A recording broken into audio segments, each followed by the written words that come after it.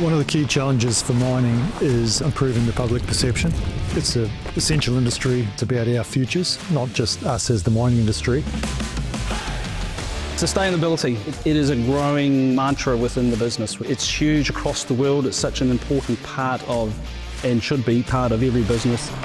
Caterpillar equipment is designed to be reused throughout its life cycle. We can rebuild large mining trucks 3, sometimes 4 times in their life cycle. And rebuilds obviously offer a huge amount of opportunity to reuse iron, recycle, and minimise the waste that is created through the manufacturing process.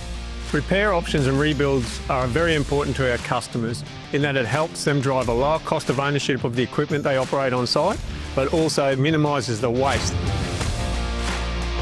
Quite a lot of our rebuilds are majority reman components. When using Cat Reman parts, the ability to actually send the components back reduces a lot of wastage that we would have had normally.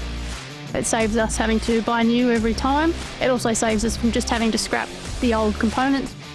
It's important to us that we're doing the right thing in the eyes of the community, and if we can impact or limit the impact to our neighbours, all the better.